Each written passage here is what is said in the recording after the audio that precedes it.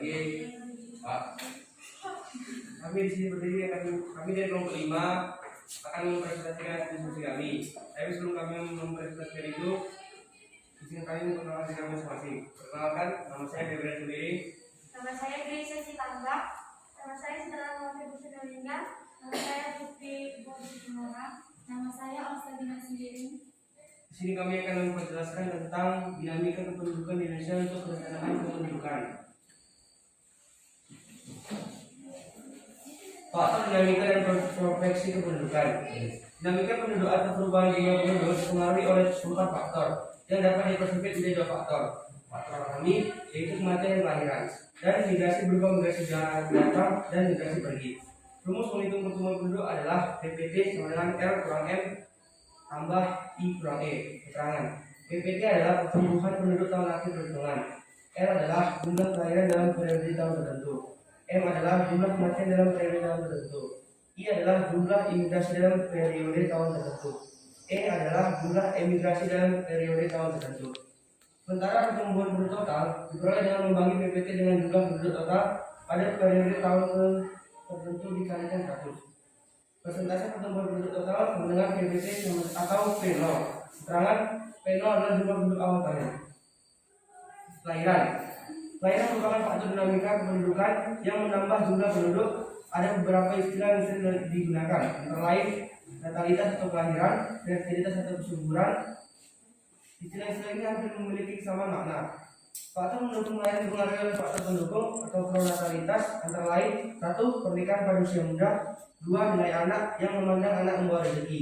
3. Keinginan memperoleh anak laki-laki sebagai budaya paternal. Anak laki-laki adalah waris keturunan. 4. Belum sampainya program keluarga berencana. Faktor yang menghambat kelahiran adalah 1. Pelaksanaan program keluarga berencana. 2. Nilai anak yang menganggap anak sebagai beban ekonomi.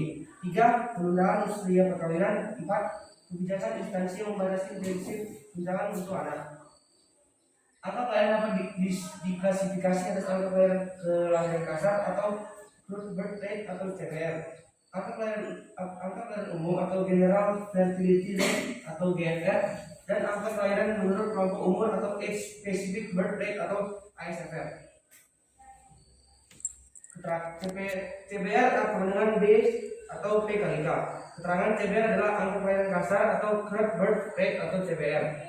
B sama dengan jumlah bayi lahir yang hidup pada periode tertentu. P sama dengan jumlah penduduk pada pertengahan tahun.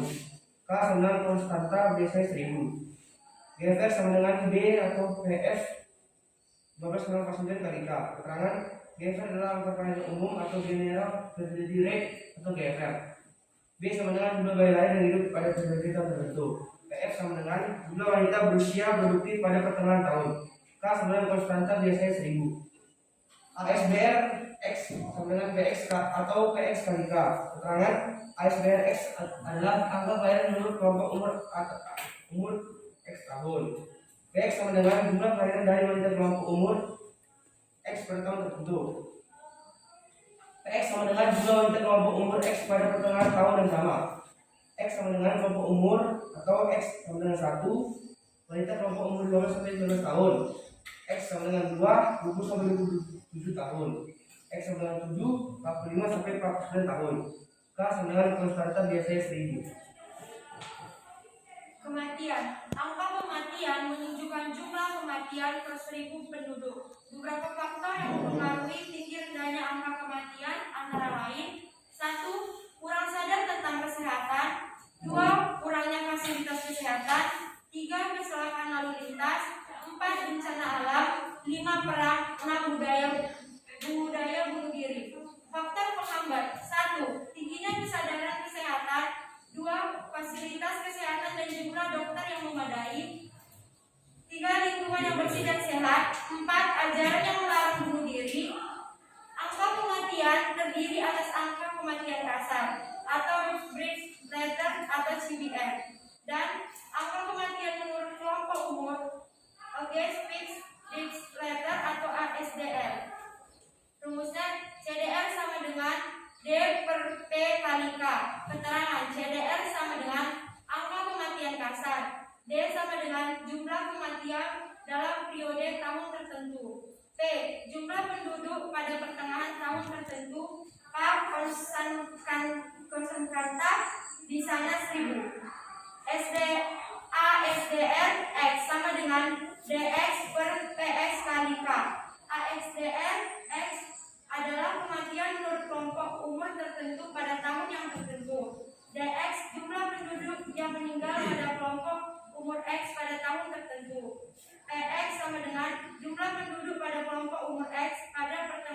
tahun. X sama dengan kelompok umur. K sama dengan konstanta biasanya 1000. IMR sama dengan DO per B kali K. IMR angka kematian bayi per 1000 kelahiran hidup dalam tahun tertentu. DO jumlah kematian bayi di bawah 1 tahun pada tahun tertentu. B jumlah kelahiran hidup dalam tahun yang sama. K konstanta biasanya 1000. Migrasi penduduk yang bersifat menetap dari suatu tempat ke tempat lain melampaui batas administrasi suatu wilayah. Pada ranah negara migrasi terbagi dua, imigrasi atau penduduk dari luar masuk dan emigrasi atau dari dalam pindah keluar. Angka migrasi masuk angka migrasi masuk per 1000 penduduk pada tahun tertentu. I jumlah imigran masuk pada tahun tertentu. P jumlah penduduk pada pertengahan tahun.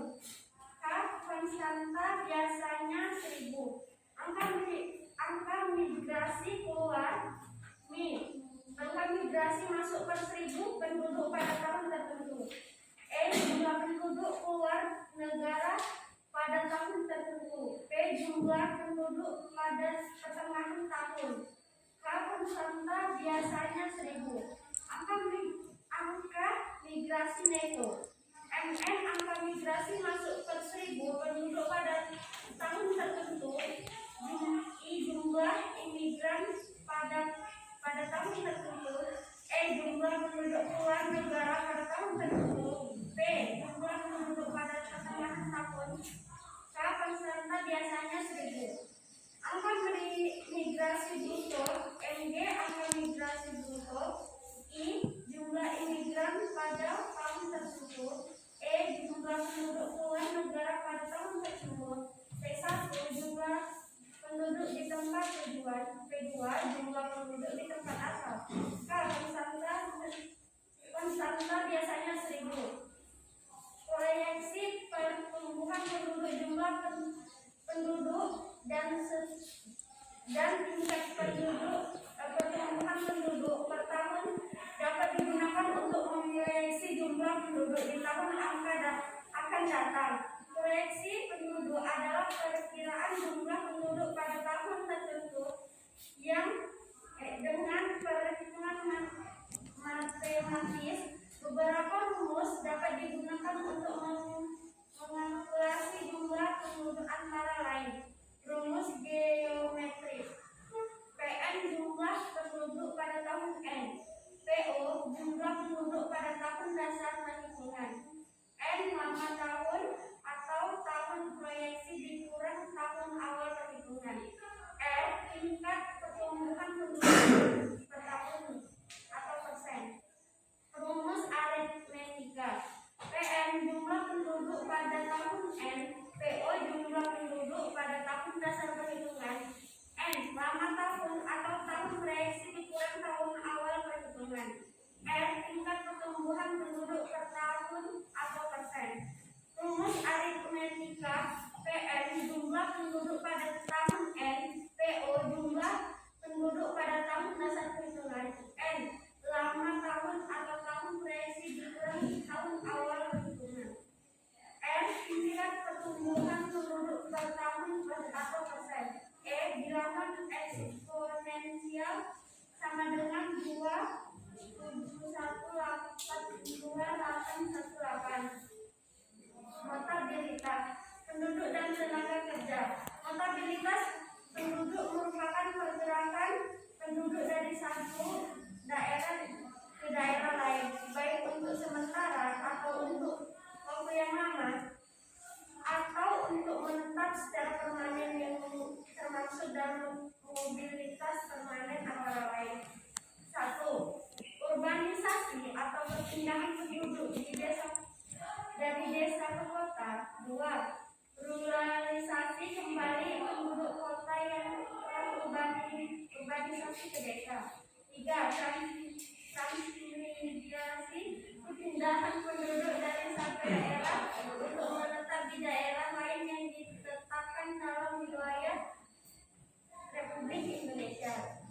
4. Emigrasi perpindahan penduduk dari tanaman ke luar negeri. 5. Imigrasi perpindahan warga luar negeri ke wilayah RI. 6. Remigrasi kembali penduduknya setelah imigrasi ke dalam negeri. Termasuk dalam mobilitas non permanen adalah 7. Komutasi atau mobilitas alih-alih atau aktivitas pergi pulang dan dilakukan kurang dari 24 jam.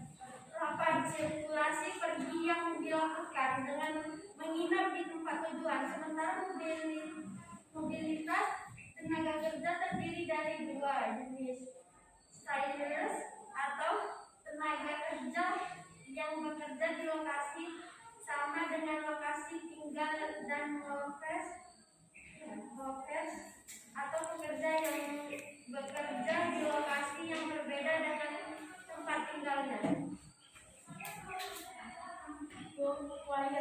Kualitas penduduk dan indeks pembangunan manusia. Kualitas penduduk merupakan hal penting untuk diketahui. Pemerataan kualitas penduduk dapat memudahkan pemerintah untuk menyusun program strategi peningkatan kualitas sumber daya manusia atau SDA. Kualitas penduduk merupakan kondisi penduduk berdasarkan fisik maupun non fisik yang meliputi derajat kesehatan, pengetahuan, produktivitas, kemandirian DLR. 3 komponen yang menjadi dasar melihat kualitas penduduk. Pertama, kesehatan yang bisa menjadi tolak ukur untuk penilaian kesehatan masyarakat adalah 1. Angka kematian bayi. Angka yang menunjukkan angka kematian bayi 0 tahun dari setiap kelahiran, dan 2. Angka harapan hidup adalah perkiraan rata-rata untuk seseorang yang diharapkan dapat terus hidup. Kedua, pendidikan, indikator yang diambil untuk melihat kualitas pendidikan dan 3. 1.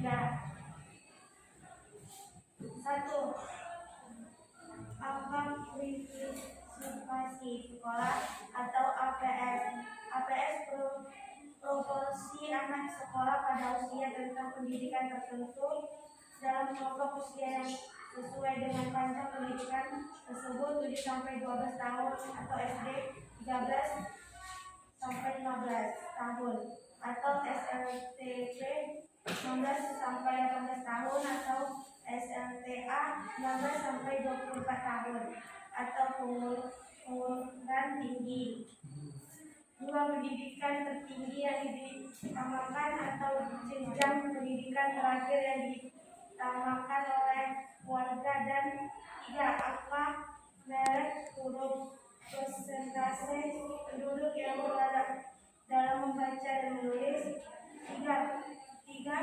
Pendapatan per kapita income atau PCI adalah pendapatan per penduduk pada suatu periode tertentu. Pendapatan per kapita diperoleh dengan berbagai pendapatan nasional bruto atau PDB atau gross national product atau GNP dibagi jumlah total penduduk. Indeks penduduk manusia atau IPM. Tahun 1990 United Nation of Development Program atau UNDP pertama kali menetapkan IPM atau Human Development Index atau HDI untuk mengukur kualitas pembangunan sumber daya manusia di dunia, dan kemudian membuat peringatan kepada negara berdasarkan IPM. 3 dimensi membentuk IPM antara lain umur, panjang hidup sehat, pengetahuan, dan standar hidup layak. 4 indikator yang digunakan antara lain. 1. Angka hidup saat lahir atau AHH. 2. Angka merek huruf atau AMH. 3. DPB berkaitan atau PCI. Menurut BPS siklusnya pembangunan manusia di Indonesia terus mengalami kemajuan pada tahun 2017, indeks pembangunan manusia atau IPM di Indonesia mencapai 7,81. Angka ini meningkat sebesar 0,63 poin atau tumbuh sebesar 0,90% dibandingkan tahun 2016. Bayi yang lahir pada tahun 2017 memiliki harapan dan dapat hidup hingga 71,6 tahun lebih dari 16 tahun dibandingkan dengan mereka yang lahir tahun sebelumnya. Anak-anak yang dapat pada tahun 2017 berusia 7 tahun memiliki harapan dapat meningkat pendidikan selama 12,85 tahun atau 1 lebih lama 0,13 tahun dibandingkan dengan yang berumur sampai 16 tahun. Sementara itu penduduk usia 25 tahun ke atas secara rata telah menempuh pendidikan selama 8,10 tahun, kelas 11 lebih lama 0,15 tahun dibandingkan tahun sebelumnya. Pada tahun 2017 masyarakat Indonesia memenuhi kebutuhan hidup dengan rata-rata pengeluaran per kapita sebesar 10,66 juta rupiah per tahun. Bonus demografi dan dampaknya terhadap pembangunan. Bonus demografi definisikan sebagai sebuah penambahan penduduk pada kelompok usia kerja walaupun peningkatan jumlah penduduk total dipandang sebagai sebuah keuntungan yang tidak terletakkan. Bagaimana bonus demografi ini terjadi? Perubahan struktur umur pendudukan ini dapat terjadi karena adanya proses transisi demografi secara kelanjutan dan berjangka panjang. Mula tingkat mortalitas harus diturunkan melalui pelayanan kesehatan yang baik. Penurunan kematian bayi tidak langsung diikuti dengan perusahaan fertilitas. Penurunan kematian bayi menyebabkan lebih banyak bayi yang survive dapat terus hidup mencapai usia yang lebih tinggi. Setelah beberapa lama tingkat fertilitas akhirnya akan menurun juga. Kalau sudah demikian maka terjadilah pergeseran distribusi penduduk menurut umur yang menyebabkan.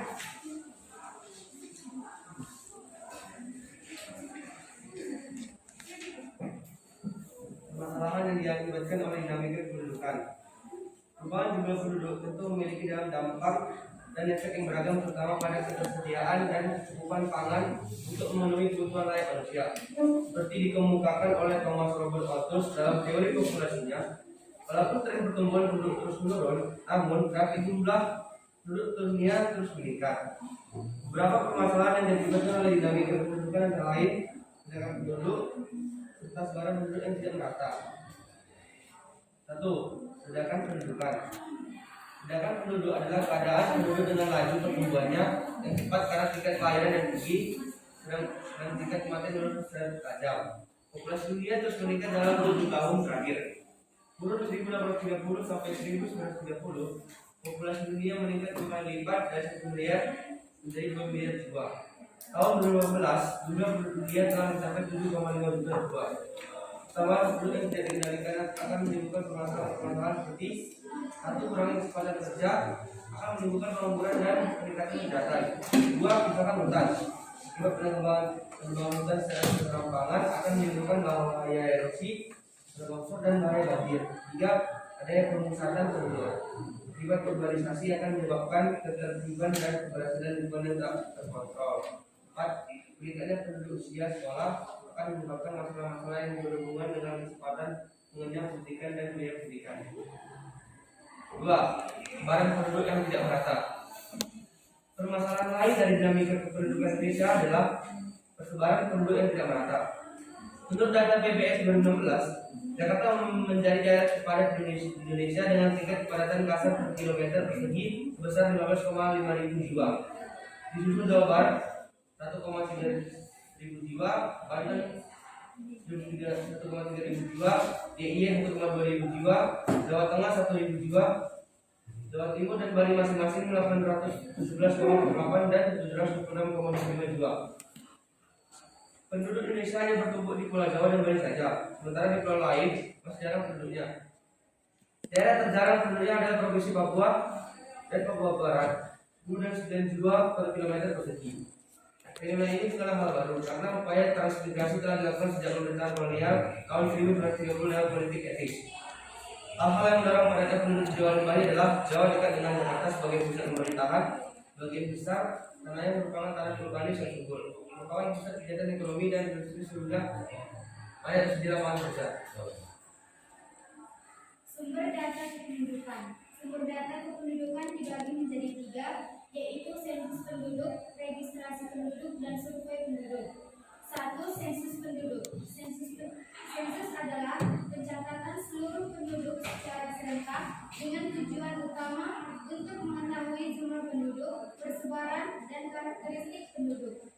Sensus penduduk dilakukan oleh Badan Pusat Statistik (BPS) setiap 10 tahun sekali.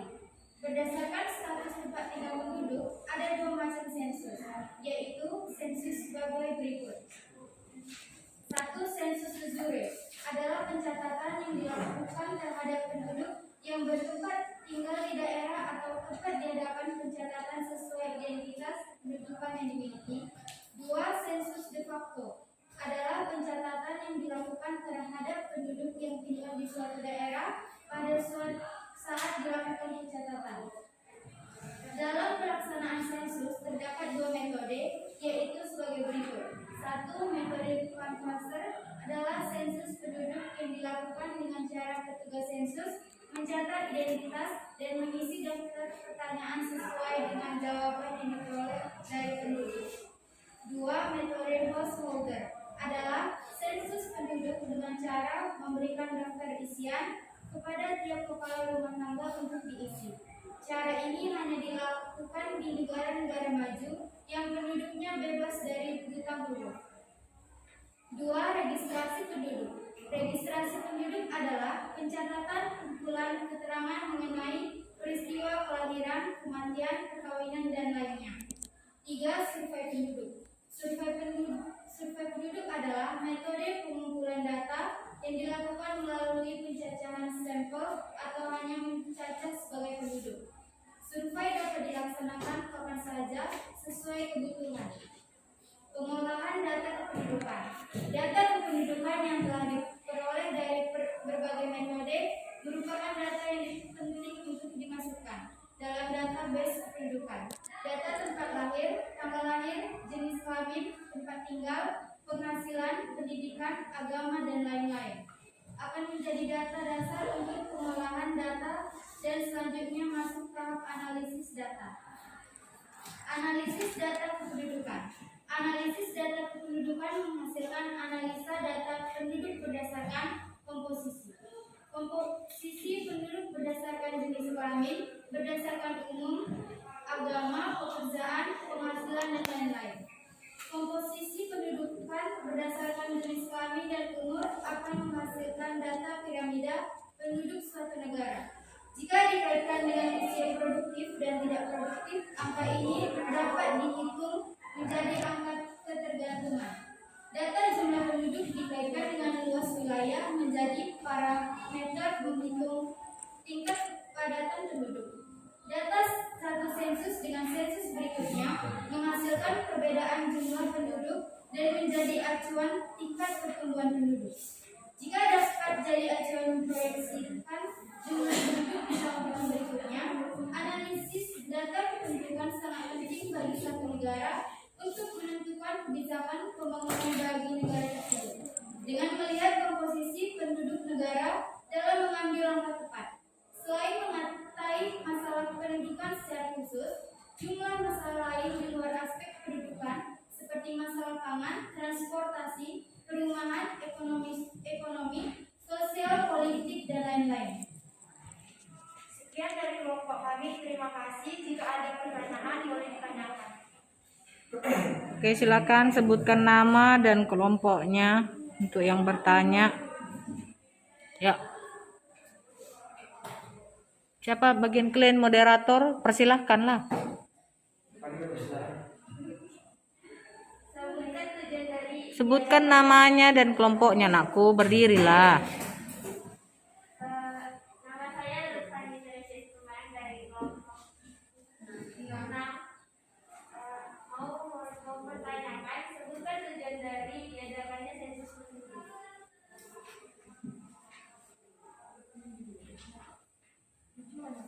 Ya, tujuan dari diadakannya sensus penduduk. Oke, bagus.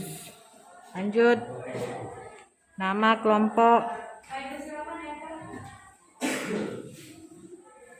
Perkenalkan saya Kemiko dari kelompok 4. Ditanya cara mengatasi persebaran penduduk yang tidak merata. Bagus. Hai, persilakan Viola.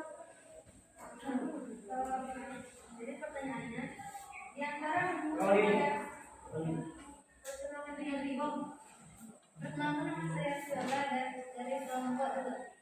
Pertanyaannya, dari benua yang ada di bumi, apa pelayaran terendah terdapat di benua?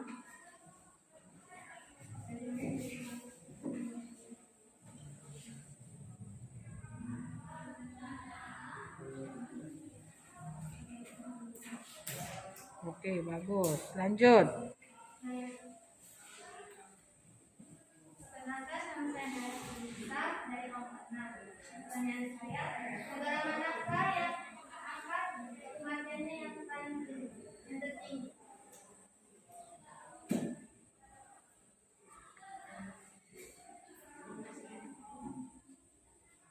Lagi mau bertanya? Ada? Yang mau bertanya boleh persilakan. Ayo, masih 4 ini.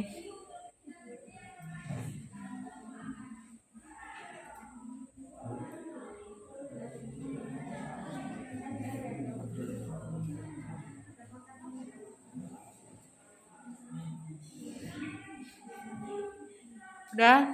Oke, itu slide-nya isinya bagus sekali anakku. Semuanya udah merangkum isi daripada dinamika kependudukan di Indonesia untuk perencanaan pembangunan. Hanya belum dimasukkan contoh soalnya dan penyelesaiannya. Jadi nanti siapkanlah boleh slide, boleh kalian tulis di whiteboard untuk contoh masing-masing biar dicatat untuk teman-temannya. Dari rumus, tunjukkan rumusnya, keterangan rumus sama contoh soal dan penyelesaiannya. Ya, karena kita IPS kita bukan mau cepat-cepat berlalu, tapi tuntas dulu materi ini, ya. Itu dari Ibu. Kalau isinya udah totalitas sekali, Bu, lihat. Isinya banyak hal yang penting di dalam pelajaran IPS dalam materi kalian ini. Jadi itu yang Ibu minta, masing-masing daripada rumusnya dibuatlah contoh soal dan penyelesaiannya. Itu aja dari Ibu. Nggak harus sekarang ya, itu ya. Perlu persiapan itu. Oke, ini dulu boleh didiskusikan, tapi kurang satu lagi nih biar semua ngomong di depan. Satu lagi untuk ini. Untuk lawannya biar bisa satu-satu, satu orang satu menjawab. Ada yang bertanya? Satu lagi? Ya, nama? Nama Ana Beatrice, kelompok 6. Jumlah penduduk yang besar menimbulkan berbagai permasalahan. Bagaimana cara untuk mengatasi permasalahan tersebut? Jumlah penduduk yang besar menimbulkan berbagai permasalahan. Bagaimana cara untuk mengatasi permasalahan tersebut? Ya, oke. Nah, masing-masing satu ya yang menjawab sebutkan namanya. Nama saya akan menjawab pertanyaan dari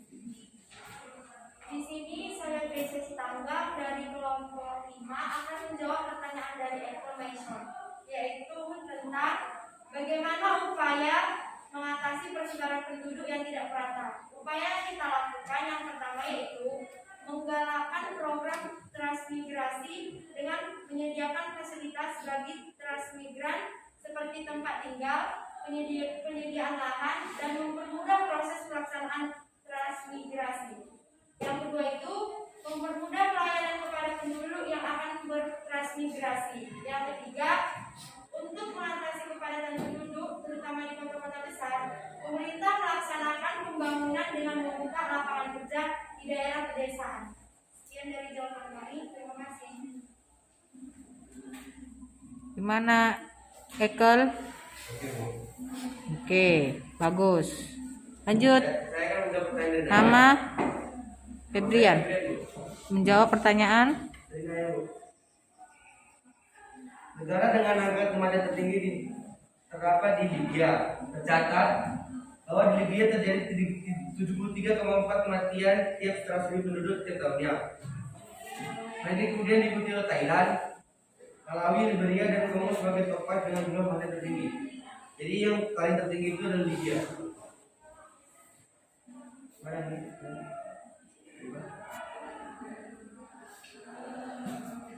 Oke.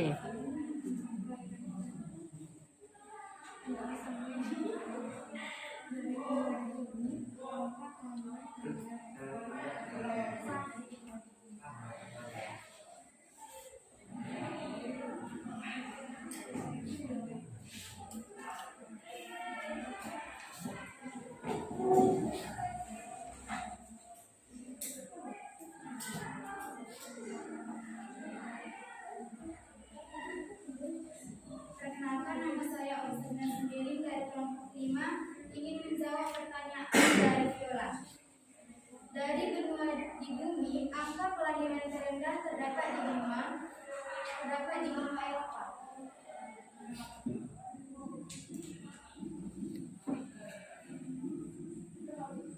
Dah? Siapa yang bertanya tadi? Viola? Oke.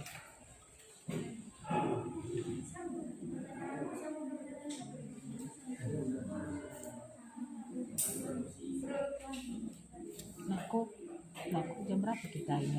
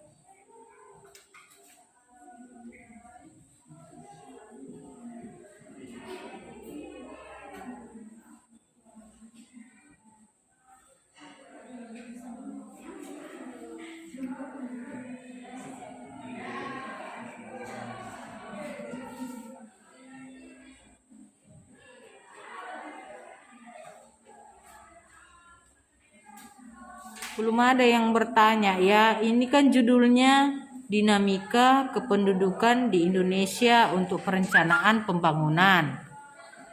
Gak ada yang bertanya gimana rupanya di Indonesia tentang kependudukannya, dinamika kependudukannya. Bagaimana di Indonesia? Banyak nanya yang di luar. Gak tahu rupanya kalian di Indonesia gimana? Gimana kelahirannya? Gimana kematiannya, gimana kualitas pendidikannya, terus bagaimana yang seharusnya yang kita rencanakan sebaiknya untuk kependudukan di Indonesia. Ada yang bertanya itu sesuai dengan judulnya. Ini kan judulnya Dinamika Kependudukan di Indonesia untuk Perencanaan Kependudukan. Berarti bagaimana yang Indonesia yang sekarang ini dan bagaimana yang diharapkan seharusnya Indonesia. Dilihat dari tingkat kualitas sumber daya manusianya, dilihat dari pendidikan, kelahiran, kematian yang sudah kalian sebutkan tadi. Ya, analisis dulu bagaimana di Indonesia dan bagaimana harapan atau perencanaan kita sebaiknya Indonesia itu.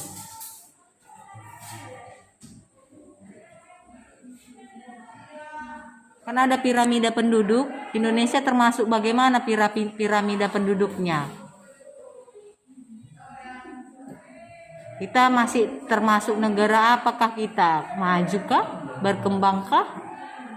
Nah, itu yang perlu kita analisis dan seharusnya bagaimana kita itu supaya bisa menjadi negara maju. Bagaimana apa yang harus dipersiapkan? Apa-apa aja dia. Ya, nama? Perkenalkan, nama saya Putri dari kelompok 5. Hmm. Saya menjawab dari pertanyaan kami. Sebutkan tujuan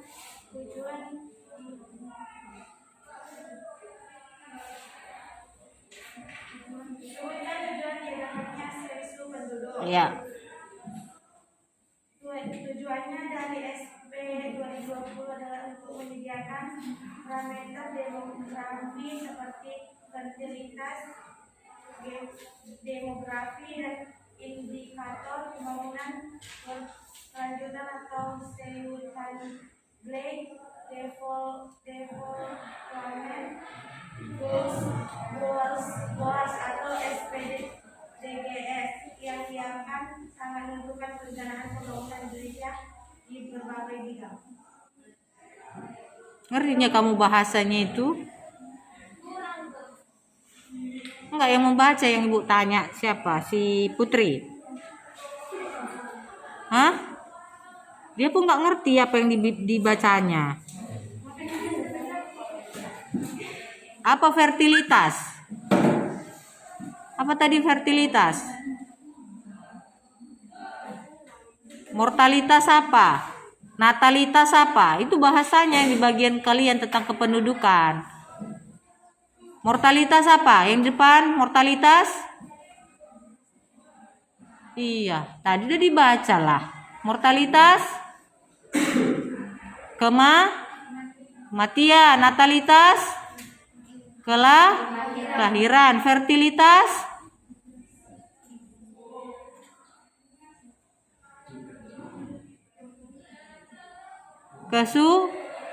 kesuburan. Kan tadi udah disebutkan tadi. Kalian yang baca tadi jangan dibaca-baca aja lah. Apalagi banyak bahasanya itu nakku dalam geografi. Mortalitas, natalitas, fertilitas. Nah, coba apa lagi? Demo apa tadi? Nah, demografi apa demografi? Tentang kependudukan, ya. Dibaca, dipahami nakku. Ya, jadi temannya yang mendengarkan pun bisa paham. Oke, coba diulangi lagi jawabannya. Ulangi lagi. Apa tadi tujuan sensus penduduk? Tujuan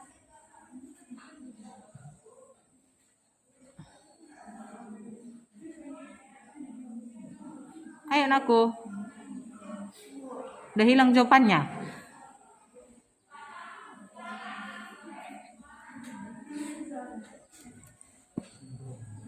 Tujuan sensus penduduk.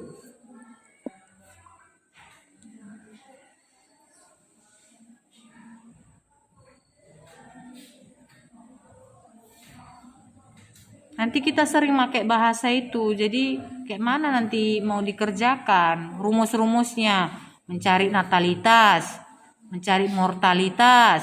Apa mortalitas? Kan harus tahu lah. Suatu wilayah itu melihat tingkat kematiannya. Kan di suatu negara itu mana dia lebih bagus, tingkat kematian tinggi atau rendah, mortalitas tinggi atau rendah. Begitu juga dengan Indonesia yang ibu bilang tadi di analisis bagaimana seharusnya Indonesia.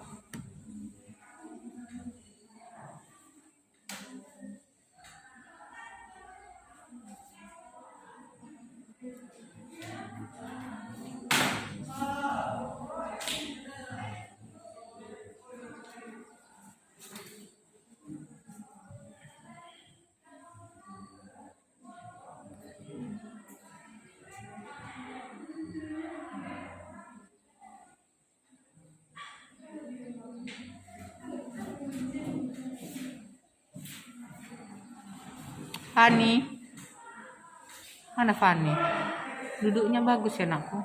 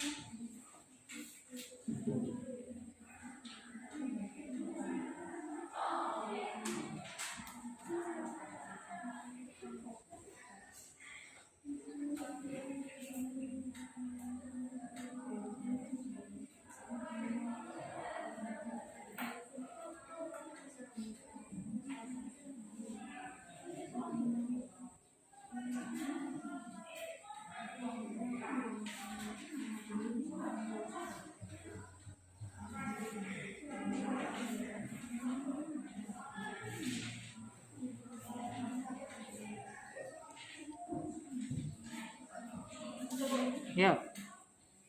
Saya akan menjawab pertanyaan dari Fani. Sebutkan tujuan diadakannya sensus penduduk. Tujuannya untuk mengetahui jumlah dan perkembangan penduduk dalam periode tertentu di berbagai wilayah serta mengetahui kondisi demografi lainnya seperti tingkat kelahiran, kematian, komposisi dan migrasi. Oke, migrasi apa nakku? Migrasi perpindahan ya. Harus bisa dikuasai itu ya nakku. Ya Putri. Nah, oke. Udah itu aja. Gimana? Oke, bisa. Lanjut.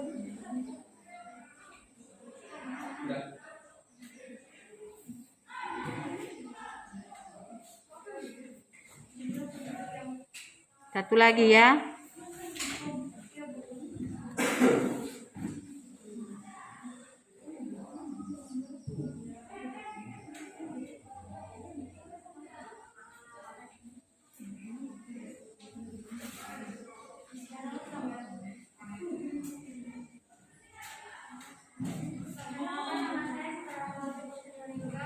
Saya menjawab dari pertanyaan Hana. Jumlah penduduk yang besar menimbulkan permasalahan yang besar. Bagaimana Mengatasi. cara mengatasi permasalahan akibat jumlah penduduk yang besar? 1. Memperlakukan transmigrasi. 2. Meningkatkan jumlah lapangan kerja. 3. Meningkatkan kualitas pendidikan. 4. Meningkatkan fasilitas dan layanan kesehatan. Dan 5. Menyediakan ruang terbuka hijau. Apa tadi transmigrasi? Perpindahan dari yang padat ke jarang penduduknya ya. Urbanisasi apa? Perpindahan dari desa ke kota. Di situ harus diingat lah anakku. Bagian klien ini. Dah, apa tadi transmigrasi? Apa tadi transmigrasi? Citra, tadi udah ibu sebutkan apa transmigrasi? Perpindahan dari ke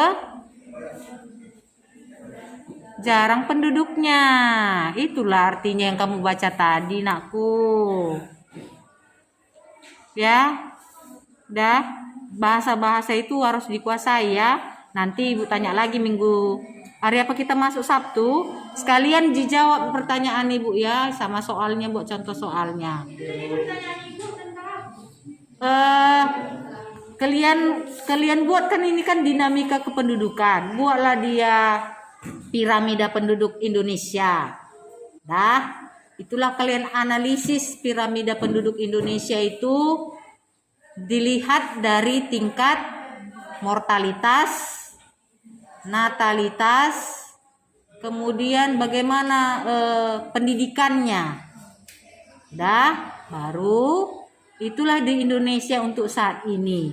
Baru bagaimana harapan kita untuk mencapai yang sebaiknya untuk Indonesia. Kan ini untuk perencanaan kependudukan, berarti yang bagus untuk Indonesia bagaimana ya. Itu dari Ibu sama buat contoh masing-masing kalian.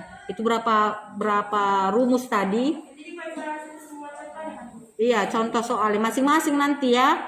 Buat rumusnya, contoh soal. Buat rumusnya, contoh soal. Boleh pakai slide, boleh ditulis di whiteboard. Bagaimanalah yang kalian rasa bisa, nggak apa-apa, yang manapun boleh. Untuk dicatat teman-temanmu nanti di hari Sabtu. Oke, tutuplah dulu ini. Udah bagus slide-nya, suka kali Bu isinya. Suka kali Bu. Demikianlah diskusi dari kami kelompok 5 dari soal kata merupakan. Oke, berikan aplaus lah.